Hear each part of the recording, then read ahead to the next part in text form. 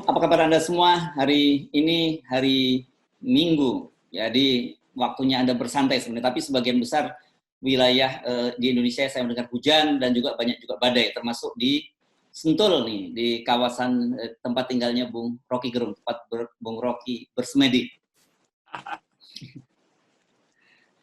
Badai sudah reda, korupsi yang membadai.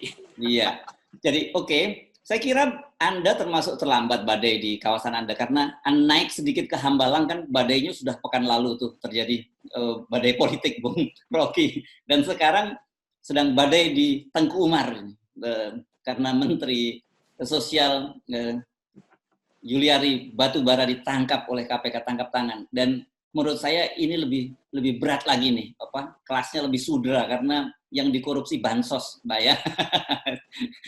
Itu Bung Rocky. Skornya Hambalang Teguh Umar 1-1 sama, 1-0. Sorry, 1-1. Draw nih, draw. Ya, draw. Tapi jadi, buat Jokowi tinggal kita tunggu. Ya. Ya. Skornya bukan Jokowi 2-0 dong, malah. Buat Jokowi kayak 2-0. Ya. Tapi kita lagi tunggu apa yang akan diucapkan oleh Ibu Mega. Apa Ibu Mega akan bilang, apa namanya, I lift him from the gutter, apa kemarin itu. Iya. Saya angkat dia dari kolam, sekarang ini yang dia lakukan ke saya. Kan kita mau tunggu reaksi Ibu Mega sebetulnya, apa tuh. Karena kalau soal PDIP korupsi itu bukan lagi berita, itu udah standar aja tuh. Selalu ada aja berita PDIP korupsi di daerah yang macam-macam. Tentu nanti akan ada semacam apologi bahwa itu di kabinet sebagai pengurus sudah selesai dia. Tapi kita tahu Pak Batubara ini, Juliari Batubara ini kan bendahara PDIP kan. Yes. Jadi memang tugas dia mengumpulkan uang sebetulnya kan. Jadi apa yang aneh di situ tuh. Jadi nah soal-soal semacam ini yang jadi pengetahuan umum bahwa pemilu kemarin kantong-kantong partai habis. Pilkada di 300 daerah juga menghabiskan isi kantong partai. Nah karena itu harus ada yang ditabung ulang dengan cara mencuri, merampok. Konyolnya ini Menteri Sosial. Menteri Sosial itu sangat khusus dalam konstitusi kita karena memang dia disuruh untuk mengurus rakyat miskin. Nah sekarang hak rakyat miskin dia rampok. Kan itu apa? Itu yang namanya dungu. Kalau dia rampok korporasi ya boleh lah. Ini hak rakyat kecil. Jadi partai Wong Cilik merampok hak Wong Cilik kan dungu namanya tuh. Nah, ironinya ini setahu saya dia ini anaknya politisi AP Batubara yang cukup kaya gitu. Tapi kemudian ketika saya membaca dan tadi menonton gelar perkara di KPK yang dipungut dari 300.000 paket sembako itu 10.000 di store ke Menteri Sosial. Saya bilang ini gila banget nih. Cuma kok cemen banget begitu.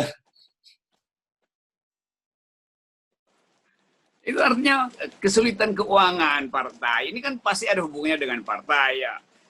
Secara pribadi mungkin dia nggak perlu itu 10.000, tapi dia tahu bahwa dia mesti masukin uang pada partai. Jadi ini udah jadi pengetahuan umum sehingga diulas di semua media terkemuka internasional bahwa memang Indonesia itu memang sarang korupsi itu. Jadi kita bayangkan bagaimana investor mau masuk kalau dua partai besar itu, Gerindra dan PDIP, itu tidak bersih dan semua pemilik modal yang punya karakter dari luar negeri menghitung-hitung bagaimana uangnya bisa ditilap lagi dong. Jadi sekarang kita lihat bagaimana rapuhnya isu pemerintahan yang bersih. Sekarang apalagi mau diucapkan oleh Pak Jokowi untuk mengatakan bahwa kami memimpin pemberantasan korupsi. Lalu di dalam dirinya sendiri sarang korupsi. Itu kan partainya Jokowi. Bagaimana mungkin Jokowi mau mengucapkan window dressing sementara di belakang punggungnya itu tikus-tikus berkeliaran tuh. Jadi begitu dipotret oleh kamera, Pak Jokowi lagi memimpin konferensi pers, harus KPK harus betul-betul profesional. Sementara tertangkap kamera tikus bolak-balik di istana, nyetor lah, minta jatah segala macam. Ini soalnya tuh. Ya, oke. Sekarang tapi kita kembali sedikit nih soal KPK. Kemarin kita kan sudah mulai mengapresiasi KPK kembali nih, Bung Rocky ya, karena sudah menangkap big fish dari kelautan. Nah, sekarang ini saya nggak tahu apa sebutannya, big apa ini, big case.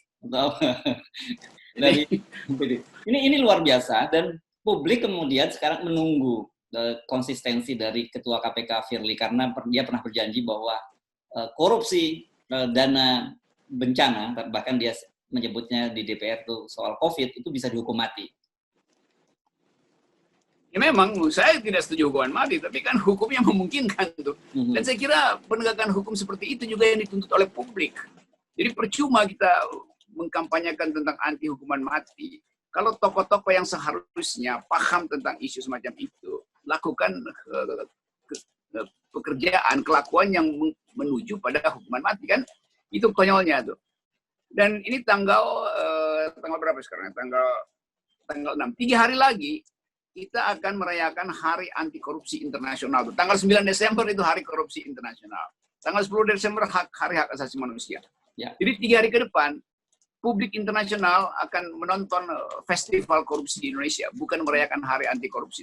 Ini kontras-kontras semacam ini yang seolah-olah nggak pernah diajarkan di dalam partai politik. Jadi setiap kali rapat partai politik, dulu saya duga kuat bahwa rapat partai politik itu bukan untuk mengaktifkan akal sehat anti korupsi, tapi merencanakan kejahatan korupsi, merampok panggar, berupaya untuk nilai duit bansos. Ini betul-betul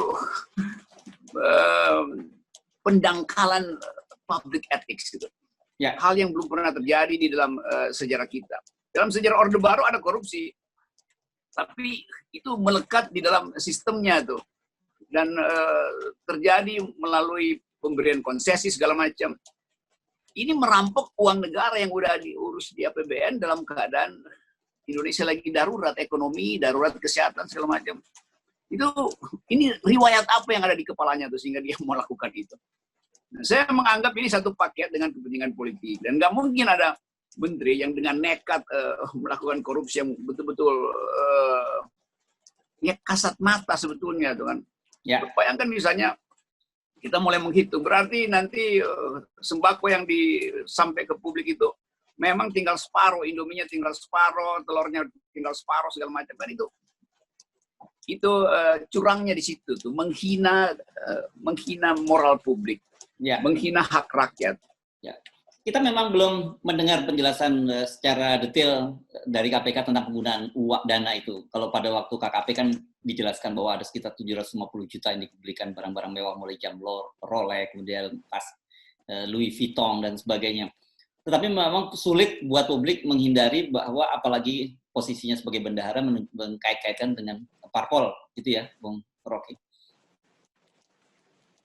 Saya tetap anggap ini adalah korupsi yang sistematis, direncanakan, ditaruh di situ untuk mengintai dana sosial. Dan bansos itu kan, Departemen Sosial kan berlimpah APBN yang masuk ke Departemen Sosial itu.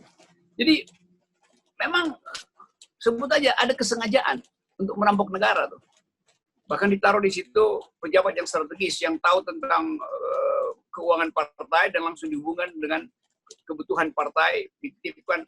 Bagaimanapun tetap ini adalah organisasi mafia koruptor. Jadi ada semacam orkestrasi di dalam partai-partai besar untuk curi sebanyak-banyaknya, karena negara ini tidak mungkin lagi dilanjutkan sampai 2024. Jadi sebetulnya udah ada semacam kesimpulan bahwa mending kita nyuri sekarang, bukan sekedar untuk nutupi bolong dana yang habis Pilpres dan Pilkada hari ini, tapi untuk persiapan ke depan itu. Itulah mental dari pejabat publik yang tidak ditrain di dalam upaya untuk menghasilkan keadilan. Jadi saya tetap menganggap nggak ada kurikulum justice di partai-partai politik, apalagi partai-partai besar itu tuh. Karena memang itu diabaikan. Ya. Seluruh anggota partai yang masuk DPR di brief untuk jadi calok, di brief untuk ngintip di banggar apa yang bisa dicolong tuh. Yang masuk kabinet juga begitu perintahnya tuh. Perintah pertama adalah pulihkan pundi-pundi partai, bukan perhatikan kebutuhan rakyat. Itu yang terjadi.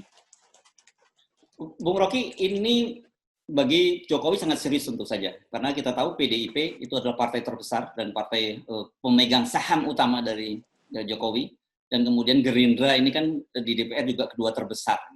Ini apakah dampaknya bagi Jokowi tidak sangat serius, Bung Rocky?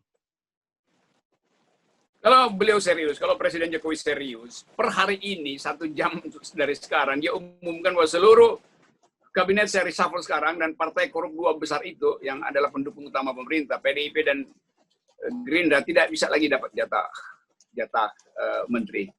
Bahkan sampai ke tingkat lokal itu.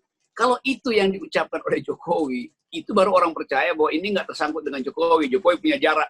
Tapi kalau Jokowi siksak terus, artinya Jokowi bagian dari perencanaan ini. Begitu cara publik melihat kan. Kan orang tunggu kalau Pak Jokowi betul-betul punya integritas, ya udah lakukan reshuffle. Malam nanti undang pers untuk mendengar susunan kabinet baru tanpa PDIP dan Gerindra. Coba, kau berani apa tidak tuh? Itu baru namanya kepala negara.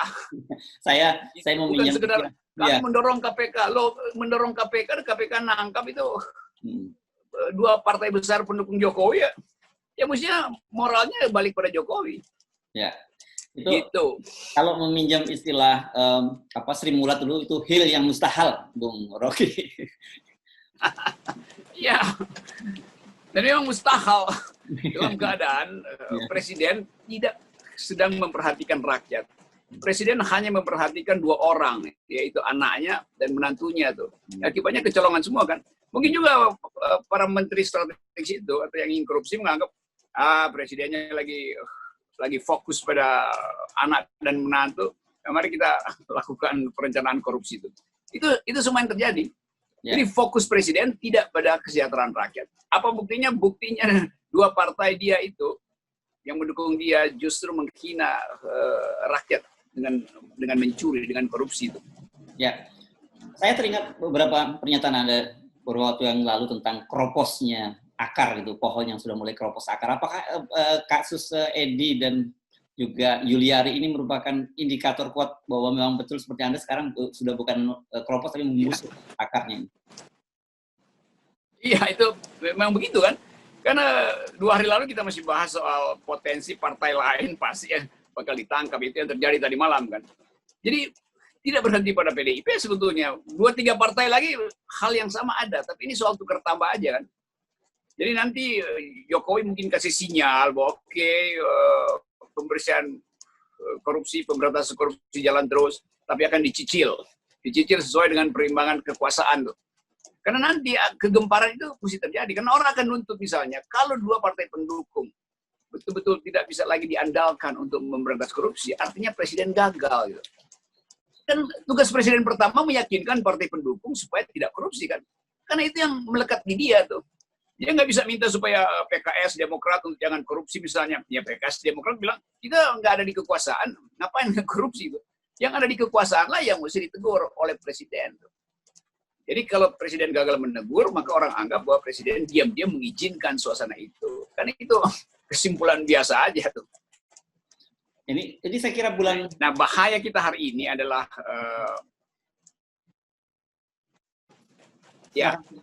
Silakan. Bahaya kita hari ini, publik betul-betul kehabisan kesabaran, kehabisan harapan itu. Sehingga orang semacam Habib Rizik, Gatot Nurmantio, itu memang jadi idola baru. Lepas dari latar belakang segala macam, tapi orang lihat kontras langsung. Bahwa pendukung Jokowi adalah maling, Habib Rizik dan Gatot kami itu datang sebagai kekuatan moral. Itu aja. Nanti akan dibully lagi kan, ya tapi iya. Tapi yang terlihat pakai rompi oranye itu adalah Gerindra dan PDIP. Tapi kan ada rompi oranye juga di kami. Iya memang itu pejuang-pejuang yang dikasih rompi. Saudara Syahganda CS. Kan begitu kontrasnya tuh. Oke, ini kelihatannya badai. Nanti ada 2 jenis rompi itu, rompi pejuang moral dan rompi koruptor. Ya. Kenapa PDIP? Ya. Jadi bedanya gimana bedanya itu?